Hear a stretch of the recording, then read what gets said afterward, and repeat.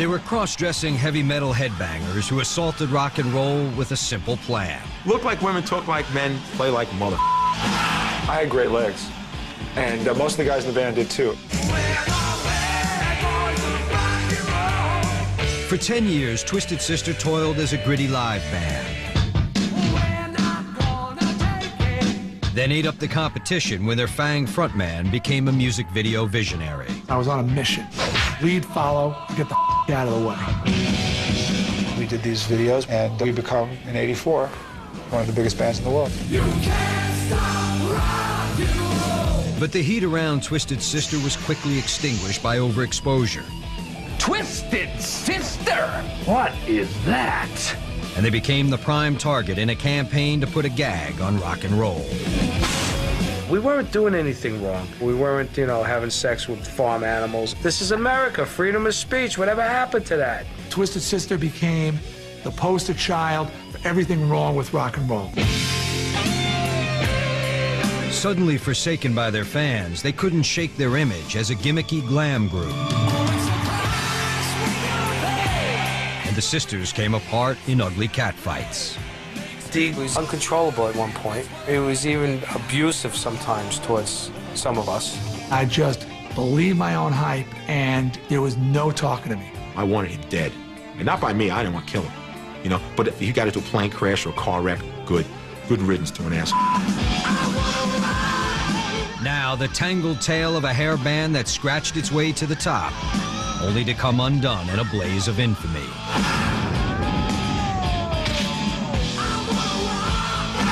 Twisted Sister, the story behind the music.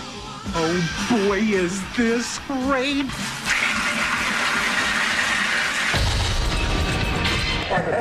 Come on, buddy. That was a hot show.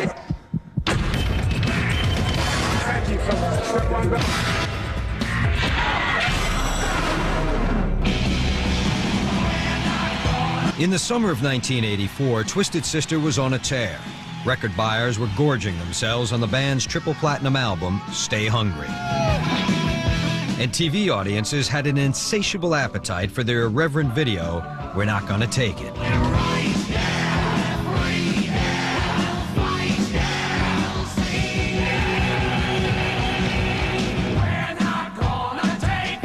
Almost overnight, we were just selling so many records, and everybody had heard of the band. We skyrocketed in popularity. I mean, it was right up. Huge.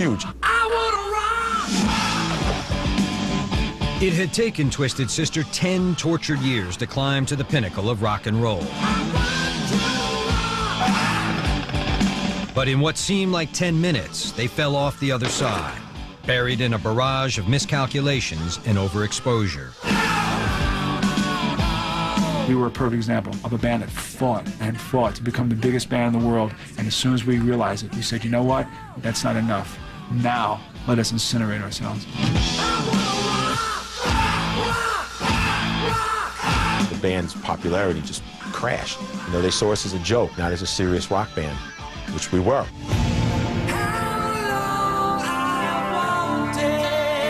Just months after being the talk of the music world, Twisted Sister began dissolving into anonymity and anger. For years, the band members would struggle to understand why. Fame's a rough business to be in, and you gotta be strong to survive it. When all of a sudden things just stop like that, and you say, well, what do I do now? This is all I know how to do. Here I was, broke and famous. This face is hard to forget. And every place I went, everybody still knew who I was. And that was really, really dark time.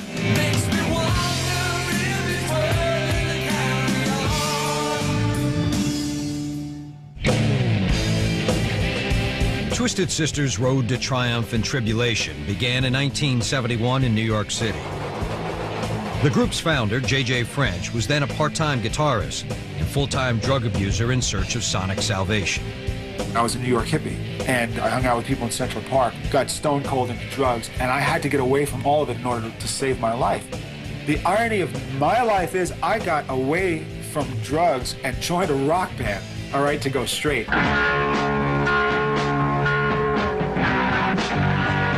In December '72, JJ formed a cover band, recruiting fellow guitarist Eddie Ojeda soon afterwards.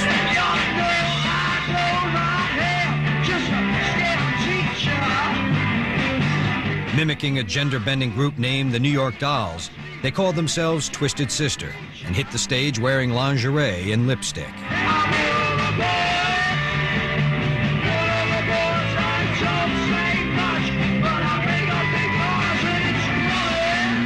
I had great legs. And most of the guys in the band did too, as a matter of fact. We noticed it kind of shocked people. So that's, why we kept doing it. The group spent 3 years playing clubs in the suburbs of New York. Then in the spring of '76, they met the snarling singer who would change their destiny. 21-year-old Dee Snider had an angry style that arose from a childhood scarred by feelings of alienation. I wasn't a popular kid, and I wasn't accepted. So as I was rejected by different groups of people along the way, the chip on my shoulder just grew bigger and bigger. I was really very angry at the world. Dee had few friends, but in his early teens, he found common ground with the crackling chords of Led Zeppelin and Black Sabbath.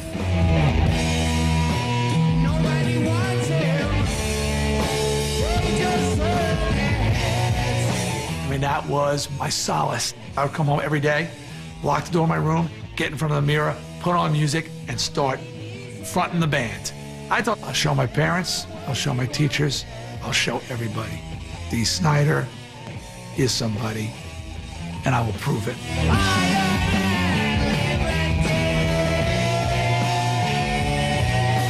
After graduating high school, Dee spent 3 years singing with cover bands before catching the eye of Twisted Sister in the spring of '76.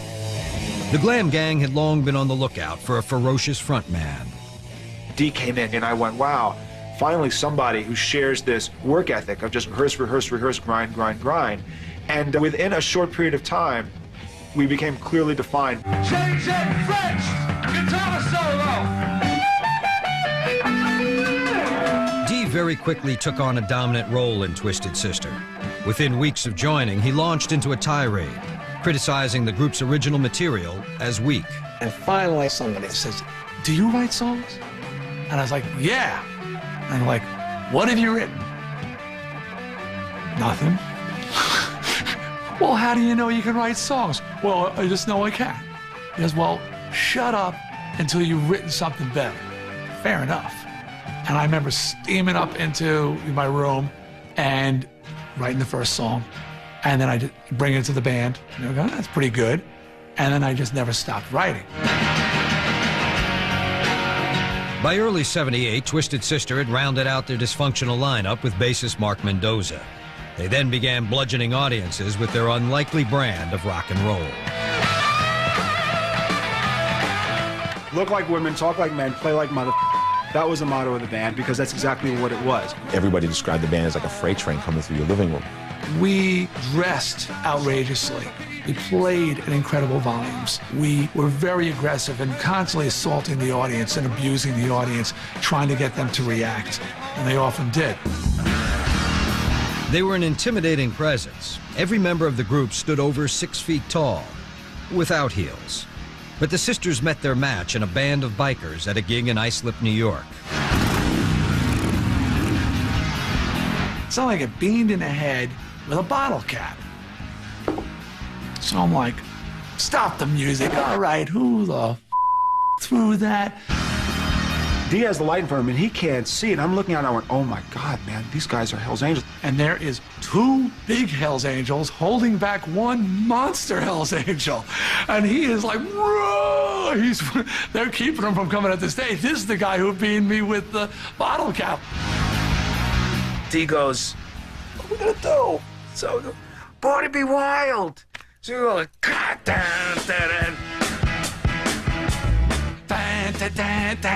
and all of a sudden, they just like, it's like they turned off and they went, Saved. Born to be wild. At the dawn of the '80s, Twisted Sister was a top club draw around the New York area. The one, the only, Twisted Disaffected teenagers found an outlet in the group's garish looks and in Dee's rage-filled writing.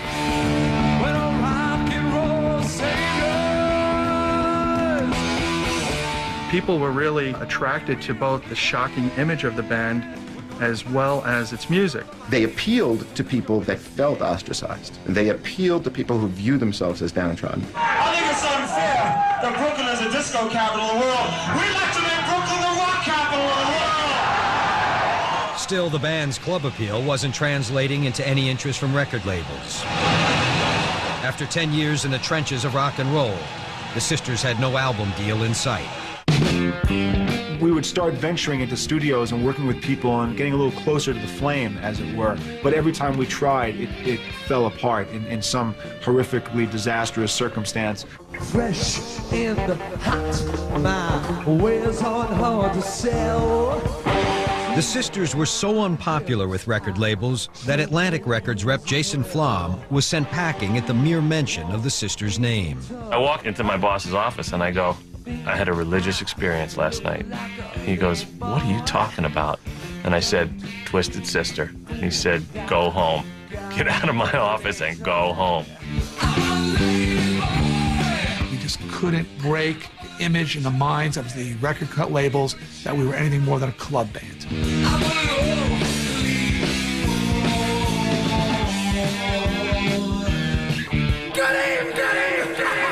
Next, the Sisters get a scatological scare.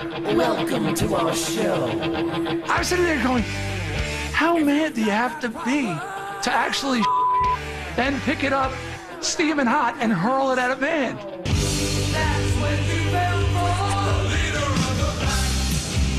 And later, the band's bitter breakup. I was going to hospitalize the guy. He was going to walk with a limp for the rest of his life. When Behind the Music continues.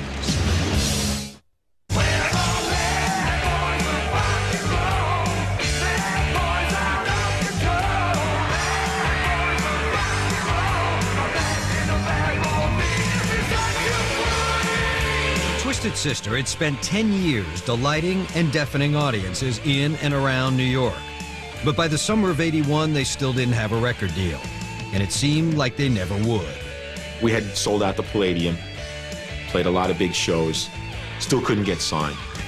The list of turndowns where, you know, just, we don't want you guys, you're a joke, was amazing.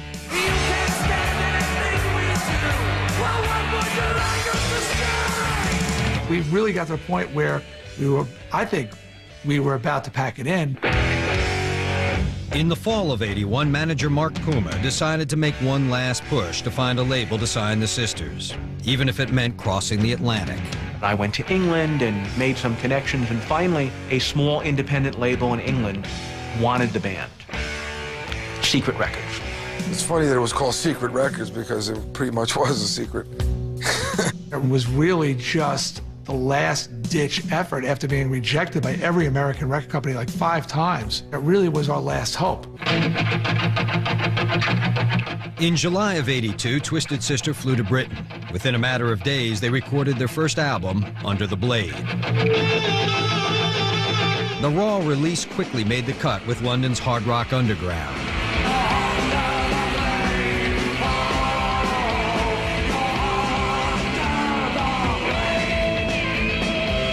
But more mainstream crowds weren't quite sure what to make of the Sisters. At a music festival in Reading, England, in August '82, the band was abruptly bombarded by a barrage of food, bottles, and cans.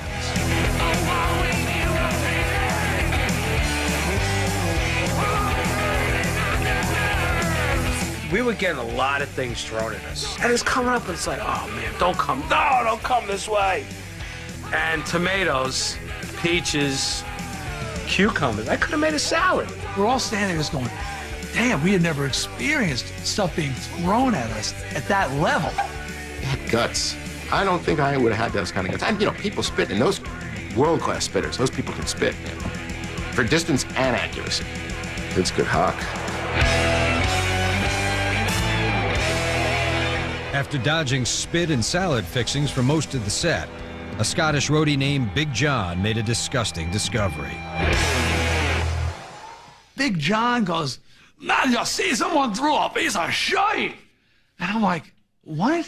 He goes, they threw a piece of shite, man. They threw a piece of shite. And we're going, what? And one of the English guys, one student, he translate, he goes, hey, man, someone threw a piece of at you. And it wasn't rubber. You know, I mean, yeah, Ozzy got hit with a rubber bat. This was a real piece of And I'm sitting there going, how mad do you have to be to throw I mean, and where do you get the There's 30,000 people. It isn't like, oh, there's some I mean, did he make the And then how mad do you got to be to actually then pick it up, steaming hot, and hurl it at a band?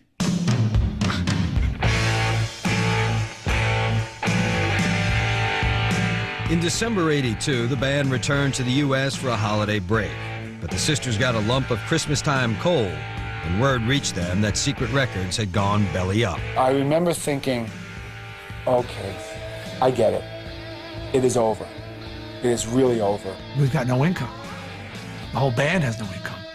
And that was in the winter, and it was dark. It was a dark, cold winter, and probably the most dire times for Twisted Sister. Once again, Twisted Sister was hanging on by a fingernail. They had one last appearance scheduled back in England, a live gig on a television program called The Tube. The group felt it was their last chance to salvage their career. We are Twisted Sister!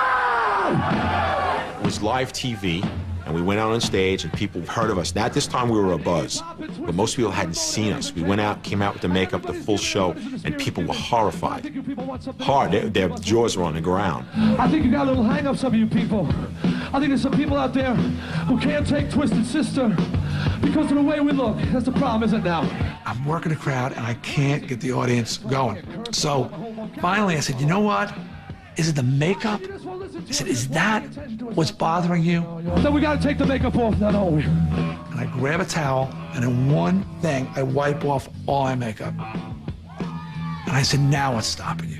Is that the problem, man? I got too much makeup on, man. You can't take me seriously. I'm not crazy enough for you. Dee is insulting everybody and screaming and shouting at them and cussing them out. And the audience is loving it, and they are going nuts.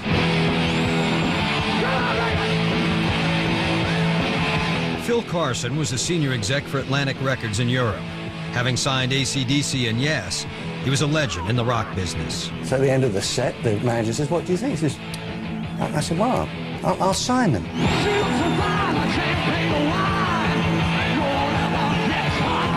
I don't want to meet them. Have you seen them? Who wants to meet a group that looks like this? I'll sign them, but, you know, it's going to be a very, very inexpensive deal. We'll make the record, that's it. So that was the stipulation of that contract. He wants to sign us, and we're going to make lots of albums, but he does not want us over his house.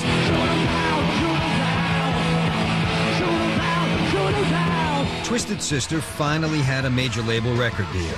Now all they had to do was convince people that they deserved it.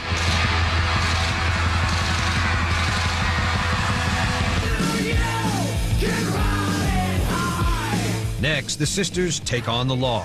We weren't doing anything wrong. We weren't, you know, having sex with farm animals. This is America, freedom of speech. Whatever happened to that? And later, Twisted Sister comes undone. The band was internally destroying itself. When Behind the Music continues.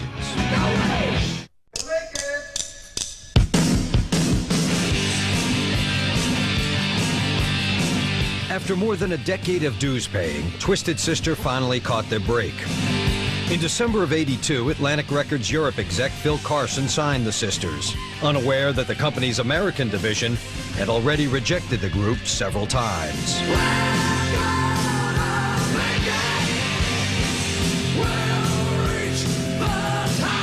When I made that call over to Atlantic to tell them I'd signed Twisted Sister, that's the point where I realized they're not too happy with me for signing this group. I said, oh, okay, well, fine. Well, look, they're signed. I'm making the record, and I'm looking to you to make sure they sell. Although Atlantic Records America wasn't that interested in the band, Twisted Sister was undaunted. In June of '83, they released the triumphantly entitled You Can't Stop Rock and Roll. You can't stop rock and roll. The record had a more polished sound than the Sisters' debut album, and their first music video sparked a fruitful friendship with MTV. MTV pulled a few seconds of You Can't Stop Rock and Roll to use as a promo. That got a tremendous response. People wanted to know who the band was, where's the music, you know, when can you see these guys? You can't stop rock and roll. With almost no label promotion, You Can't Stop Rock and Roll bowled over metal-loving mobs on both sides of the Atlantic. The record sold 100,000 copies, shocking the head of Atlantic Records. He said, I didn't really support the band, and you sold 100,000 records on your own. He said, but I understand now, and I'm going to make you the biggest band in the world next year.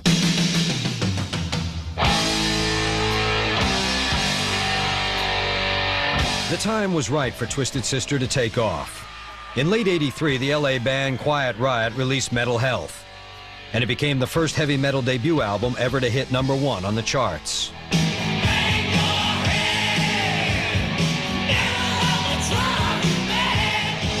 Dee was hell-bent on pushing the Sisters to similar success. I was a machine, and I was on a mission. You know, lead, follow, and get the out of the way. I think at that point, creatively, it became very much insular. Dee didn't have that much input from the band anymore. And that's the reality of it.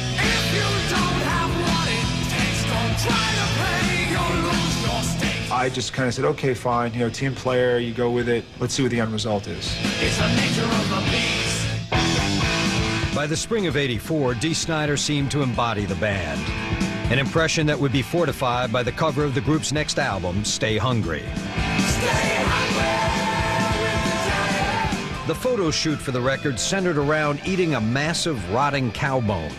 At first, all the band members were taking bites, but eventually the bone wound up with a solo sister. I grabbed the stinky bone and I started posing with the bone. And that became the album cover, which sort of sealed the fate of the image of Dee Snider as Twisted Sister.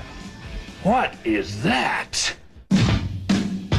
Dee's influence would only increase. He was determined to create a visionary video for the album's first single, We're Not Gonna Take It, sharing his innovative concept with director Marty Callner. What do you want to do with your life? I want to rock. And I laid out the whole story of we're not going to take it with the father yelling at the son, and they proceed to blow Dad out the window.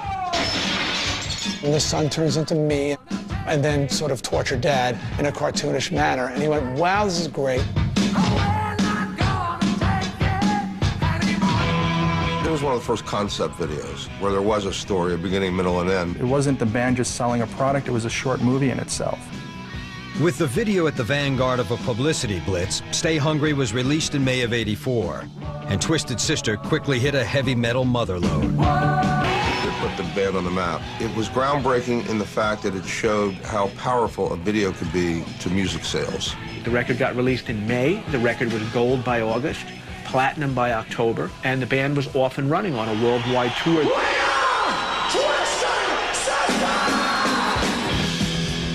Stay Hungry would eventually sell nearly 4 million copies, validating the direction Dee had taken the band. Let's see what the end result is. End result was a smash hit. Dee was definitely a device, a weapon to conquer the world with. No two ways about it. No one could touch him. Hello, students. In the fall of '84, Twisted Sister released a video to their second single, another rebellious refrain called I Wanna Rock. Twisted Sister. All right, Mr. Sister. I want you to tell me, what do you want to do with your life? I want to rock! Its cartoon-like violence was similar to We're Not Gonna Take It. And together, the videos attracted a younger audience to the group. So many people were enjoying the entertainment value of the video and the catchy Twisted Sister songs that all of a sudden a younger crowd was starting to show up. And I mean younger, I'm talking about elementary school, junior high. families were showing up at our concerts. Turn the power up. I'm waiting for so long so I can hear my favorite song, so let's go.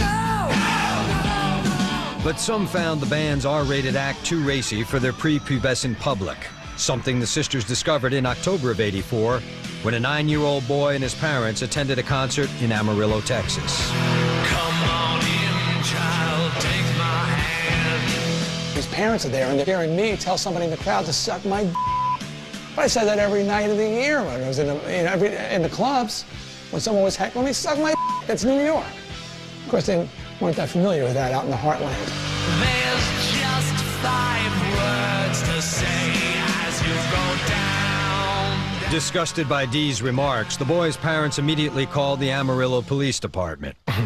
You're gonna burn in hell. I see all the police on the side, like, you know. And then, you know, we finish the set, and Dee goes off, to, you know, and then they grab him.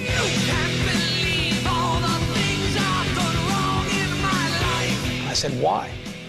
I said, well, some mother who brought her 9-year-old son to the show has pressed charges. She's offended by your language and the way you acted on stage. And I want to arrest you for disorderly conduct, maybe inciting a riot. The next morning, Dee's arrest was front-page news. The public was outraged at his behavior, although the sisters couldn't see why.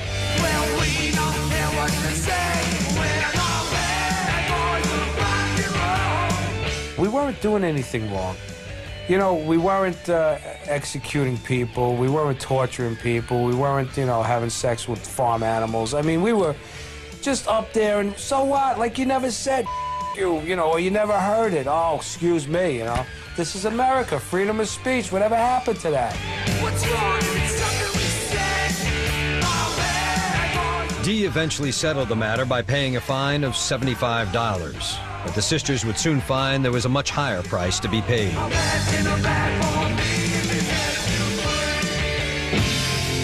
Next, the sisters become whipping boys.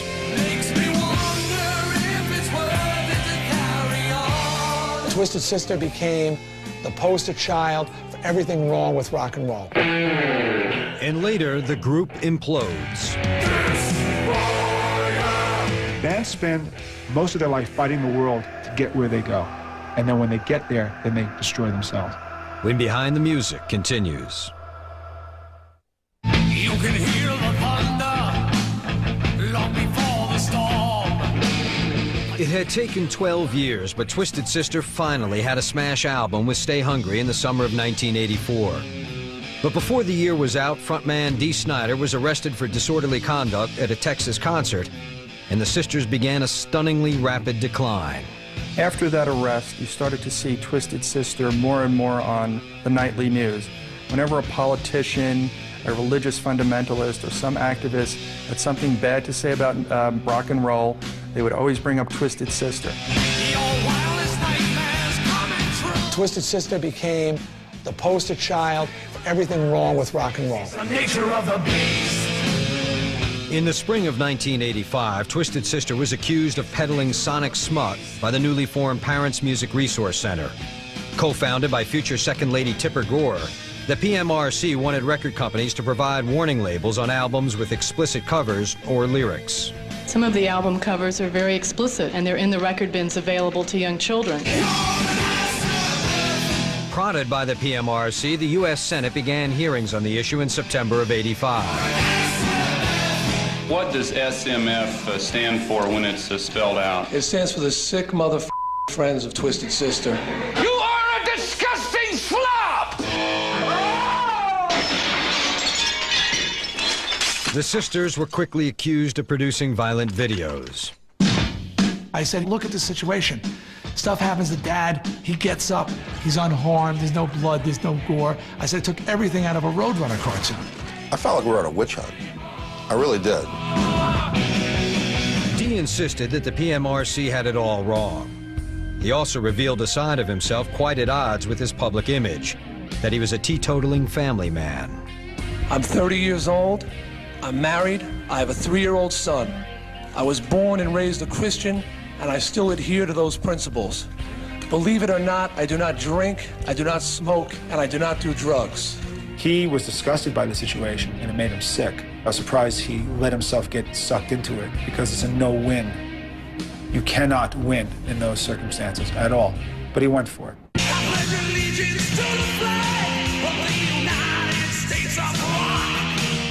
Dee's revelations didn't have much of an impact on the Senators, but they made a big dent in the bone-chomping crooner's angry man image.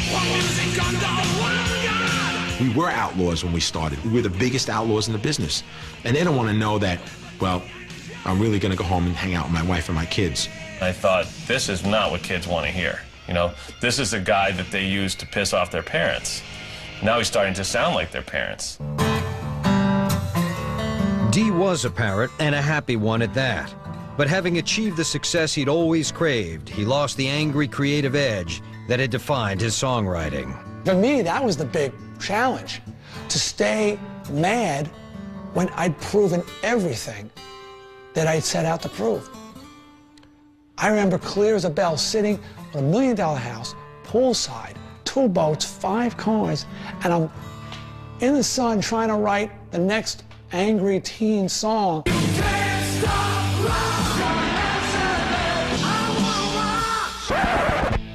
And I can't think of a friggin' word, because couldn't be happier. The same couldn't be said for the rest of the band. As the primary songwriter, Dee got the lion's share of the royalties, leaving the other sisters in his financial dust. First, they're all in apartments, and Dee buys a house. How come he can afford a house? You know, we're in apartments. And then they can finally buy houses, and he's in a mansion. And they're buying a new car or a truck, and he's got 8 of them. The bad blood within the group intensified in the fall of '85 as Twisted Sister prepared a follow-up album to Stay Hungry. The other sisters say that despite his creative drought, Dee was more domineering than ever. The band was internally destroying itself, and our greatest weapon against the world was now turning on us. Oh, it's so nice to see you all inside my dreamy little world. Dee all of a sudden became a megalomaniac, and it was just like, it's my band, it's going to go my way, this is what's going to happen. And because of all of that, you know, it just fractured us. I was out of control. He was abusive sometimes towards some of us. Out of control in the sense of just driven, past the point of driven, and I just believed my own hype, and there was no talking to me.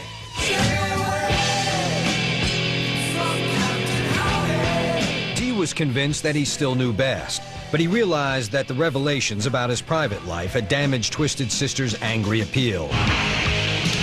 So he made a desperate move to regain his biting image. I wanted people to be a little bit put off by my appearance.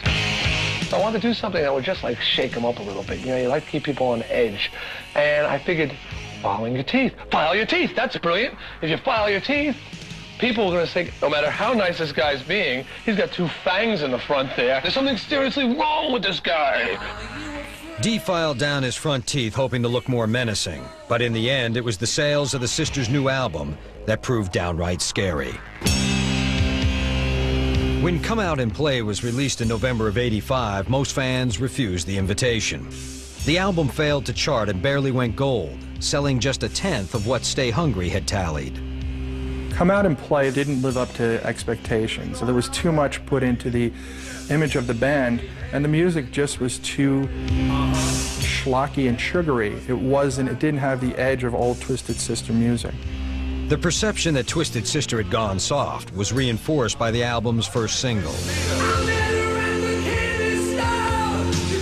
A remake of Leader of the Pack, a 1964 hit for the all-girl group, the Shangri-Las. And I think it'll open up a whole new audience. Instead, it killed the band. No one got the joke. The video was lame, and the song was lamer.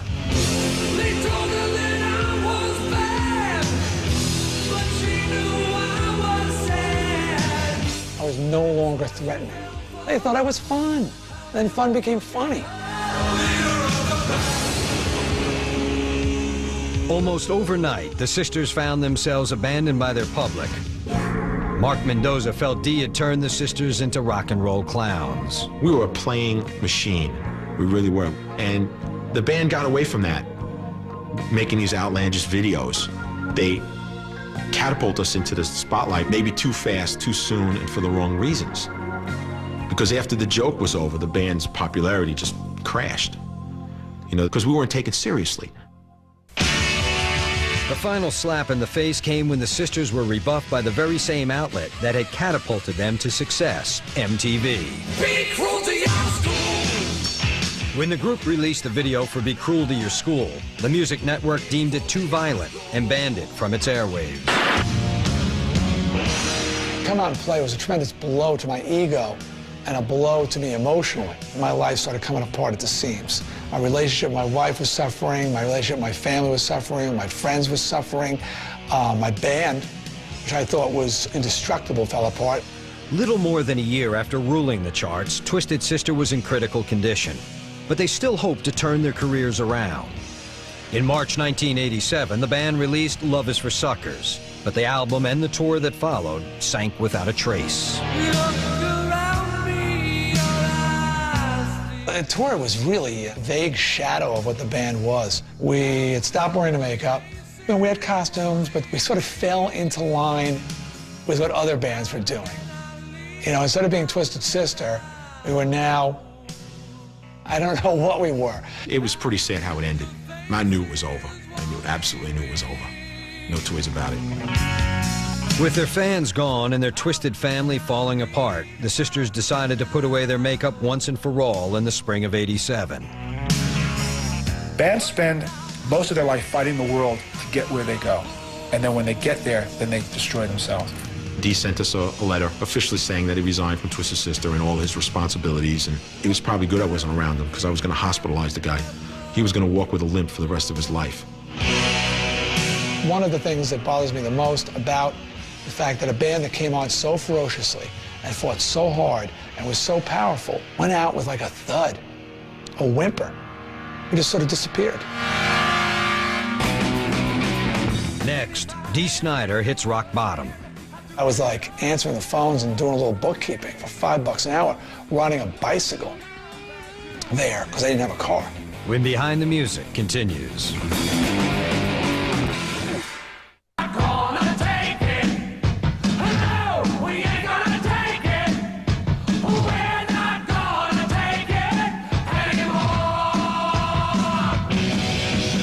Less than 3 years after being one of the hottest acts in the world, Twisted Sister was completely out of the music business.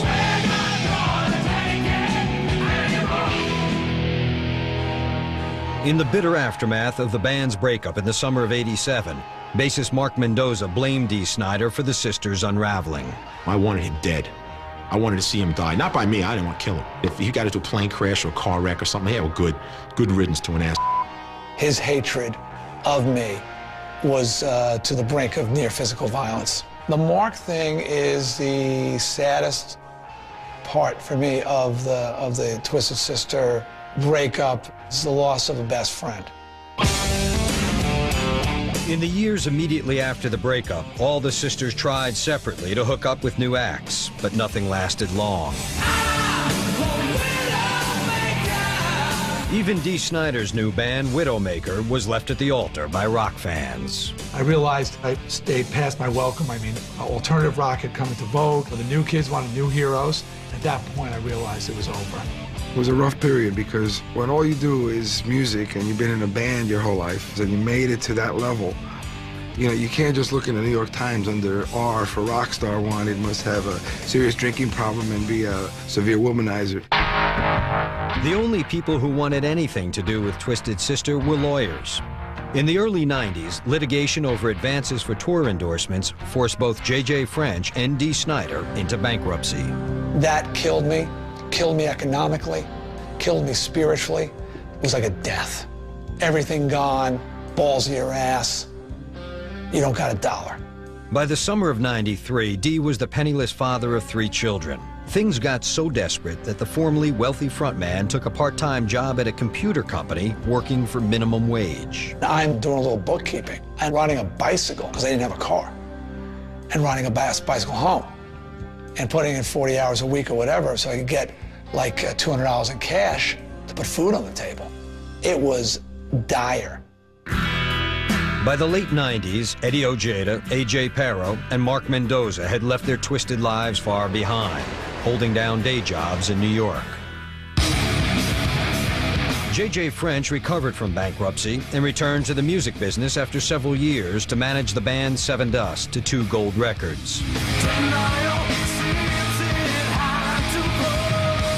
I feel like Al Pacino in Godfather 3. Just when I thought it was out, they sucked me back in. As for Dee, he's had a truly amazing rebirth. In 1998, the one-time metal maniac penned a soothing song called The Magic of Christmas Day. It so touched one producer that he gave it to Celine Dion to record for her Christmas album. Deck the halls with boughs of holly. I said, does Celine know it's me? She goes, no. I said, well, don't tell her. I said, no, all I want is to think Satan's writing songs for the, the angel of music. Of course, Dee hasn't totally abandoned the dark side. In 1999, he created a horror movie called Strangeland. And since then, he's entertained listeners with a rush hour radio show in Hartford, Connecticut. Anyway, Dave from Wolcott, how you doing, man? Good, Dean. It's Jay, by the way. I apologize. We've got an idiot answering the phone. I do morning radio now. I really love it. I'm really happy with it, and I'm good at it. As for Twisted Sister, it took 15 years for a family reunion. But in the summer of 2000, the band came together to play at a party for Atlantic Records rep Jason Flom. Although for Mark Mendoza, the gig was a hard sell. I haven't spoken to Dee for a long time, many years. Why should I voluntarily walk into a situation which could be explosive? But once Mark signed on, the gig generated good vibes. And on the eve of the release of a Twisted Sister tribute album, the band itself began rehearsing together again. You can't stop rock and roll. We certainly love playing together. I mean, it brings back a lot of great memories. I'm quite surprised at how much it sounds the same, like we almost never stopped. What will become of the rehearsing is yet to be determined.